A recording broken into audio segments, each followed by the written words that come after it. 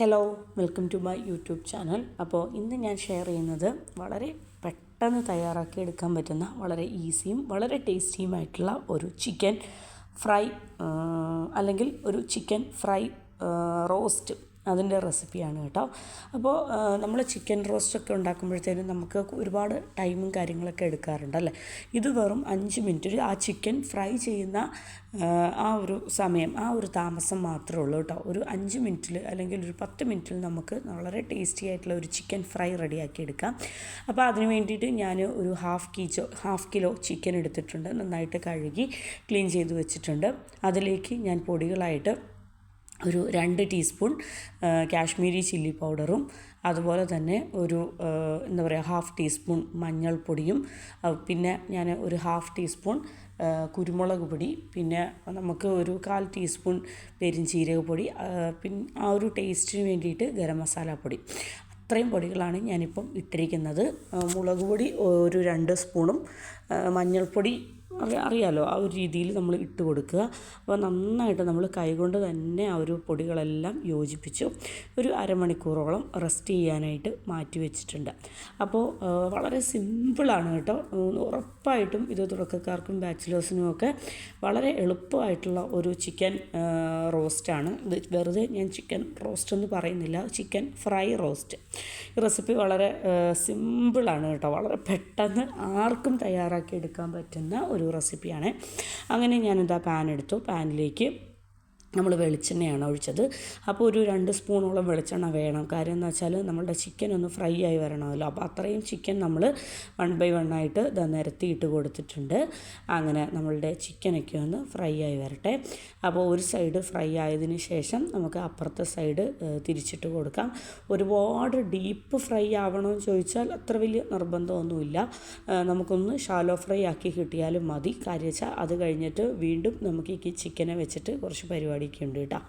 അങ്ങനെ നമ്മളുടെ chicken fry ആവാൻ വേണ്ടിയിട്ട് നമ്മൾ വെയിറ്റ് ചെയ്യണം. ഒരു 30-40 മിനിറ്റ്സോളം ഞാൻ മസാലയൊക്കെ പുരട്ടി വെച്ചായിരുന്നു. ഇപ്പോൾ മുളക് പൊടി എന്ന് പറയുന്നത് നമ്മളൊരു 2 സ്പൂൺ മുളക് പൊടി ഇട്ടു, മഞ്ഞൾപ്പൊടിയും ഒരു ഹാഫ് ടീസ്പൂൺ ഇട്ടു, കുരുമുളക് പൊടിയും ഏകദേശം ഒരു ഹാഫ് തന്നെ ഇട്ടിട്ടുണ്ട്. പിന്നെ ആവശ്യത്തിന് വറുത്ത് പൊടിച്ച പെരിഞ്ചീരകപ്പൊടിയും ആവശ്യത്തിന് ഗരം മസാലപ്പൊടിയുമാണ് ഇട്ടിരിക്കുന്നത്. അപ്പം ഇതിൽ മല്ലിപ്പൊടി മാത്രമാണ് നമ്മളിതിലേക്ക് യൂസ് ചെയ്യാത്തത്. അങ്ങനെ നമ്മളുടെ ഒരു സൈഡ് ഒന്ന് ഫ്രൈ ആയി വന്നപ്പോഴത്തേനും നമ്മളിതാ ഒന്ന് തിരിച്ചൊക്കെ ഇട്ട് ഇളക്കിയൊക്കെ മിക്സ് ചെയ്ത് കൊടുക്കുകയാണ്. പിന്നെ ആ ഒരു എണ്ണയിലേക്ക് നമ്മളുടെ ചിക്കനിൽ നിന്നുള്ള വെള്ളം ഉണ്ടല്ലോ, അതും കൂടി ആ ഒരു ഫ്രൈ ആവുന്ന സമയത്ത് ചിക്കനിൽ നിന്നുള്ള വെള്ളവും കൂടെ ചെറിയ തോതിൽ ഇറങ്ങുന്നുണ്ട് കേട്ടോ. അതാണ് ആ ഒരു കൺസിസ്റ്റൻസി ഇങ്ങനെ. അപ്പോൾ നമ്മൾ ചിക്കൻ ഇന്ന് ഷാലോ ഫ്രൈ ചെയ്യുന്നു. അതിനുശേഷം നമ്മൾ എന്ത് ചെയ്യാണ്, ഈ ചിക്കൻ ഫ്രൈനെ എടുത്ത് റോസ്റ്റ് ആക്കുകയാണ് കേട്ടോ. അപ്പോൾ ഭയങ്കര ഈസിയാണ്. നമ്മൾ ഇപ്പം ഇങ്ങനെ ചെയ്ത് ഒരു ചിക്കൻ ഫ്രൈ ആണെന്ന് തോന്നില്ല. കാരണം നമ്മൾ സമയമൊക്കെ എടുത്ത് സാധാ രീതിയിൽ തയ്യാറാക്കുന്ന ചിക്കൻ ഫ്രൈയുടെ സെയിം ടേസ്റ്റാണ് കേട്ടോ. അപ്പോൾ ടൈമൊന്നും ഇല്ലാത്തപ്പോഴത്തേനും നമുക്ക് ചപ്പാത്തിക്കും അതുപോലെ തന്നെ ചോറിനും നെയ്ച്ചോറിനും അപ്പത്തിനും പിന്നെന്താ ദോശയ്ക്കും പുട്ടിനും എല്ലാത്തിനും നമുക്ക് വളരെ ഒരു 5 മിനിറ്റിൽ അല്ലെങ്കിൽ 10 മിനിറ്റിൽ തയ്യാറാക്കി എടുക്കാൻ പറ്റും. അപ്പോൾ ഞാൻ ചിക്കൻ വെന്തോന്ന് നോക്കുകയാണ് കേട്ടോ. ഈ ഒരു ടൈമിലൊക്കെ ചിക്കൻ വെന്തു കേട്ടോ, നന്നായിട്ട് വെന്തു, ഷാലോ ഫ്രൈ ആയിട്ടുണ്ട്. ഈ ഒരു ടൈമിലൊക്കെ നമുക്ക് ഈ ചിക്കൻ എടുത്ത് കഴിക്കാനായിട്ട് ഭയങ്കര ടേസ്റ്റാണ്.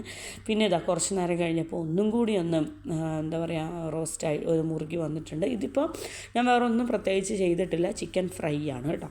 അങ്ങനെ ഞാനിതാ ആ ഒരു ചിക്കൻ ഫ്രൈനെ കംപ്ലീറ്റ് ആയിട്ട് ഞാനൊരു പ്ലേറ്റിലേക്ക് മാറ്റിയിട്ടുണ്ട്. ഇനിയിപ്പോൾ ആ ഒരു ചിക്കൻ ഫ്രൈ ചെയ്ത ആ ഒരു കൊക്കനട്ട് ഓയിലുണ്ടല്ലോ, അതിലാണ് നമ്മളുടെ ബാക്കിയുള്ള പ്രയോഗങ്ങൾ എന്ന് പറയുന്നത്.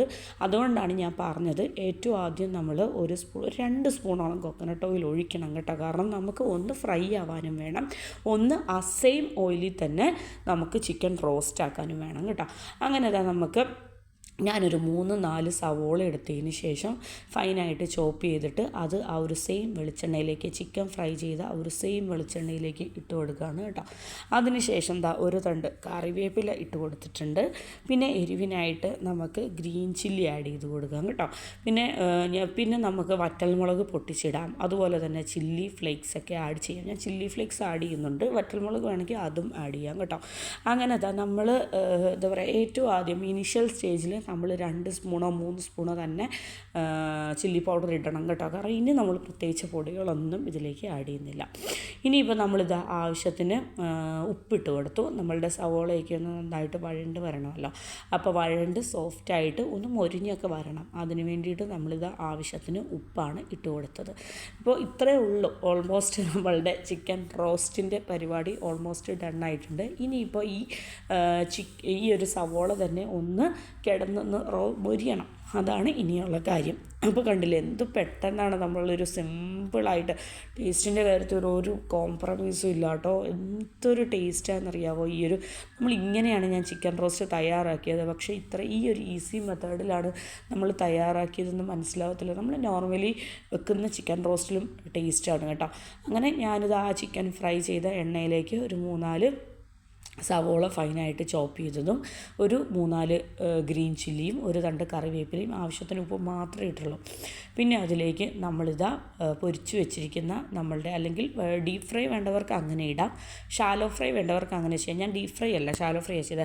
എന്താണെന്ന് വെച്ചാൽ ഞാൻ ഫിഷ് ആയിരുന്നെങ്കിൽ ഡീപ്പ് ഫ്രൈ ചെയ്തേനെ. ഇതുപോലെ തന്നെ നമുക്ക് ഫിഷ് ചെയ്യാം, പ്രോൺസിൽ ചെയ്യാം, അതുപോലെ തന്നെ ബീഫിൽ ചെയ്യാം, മട്ടനിൽ ചെയ്യാം, എന്ത് വേണമെങ്കിൽ ചെയ്യാം. ഈ സെയിം മെത്തേഡ് തന്നെ ഫോളോ ചെയ്യാം കേട്ടോ.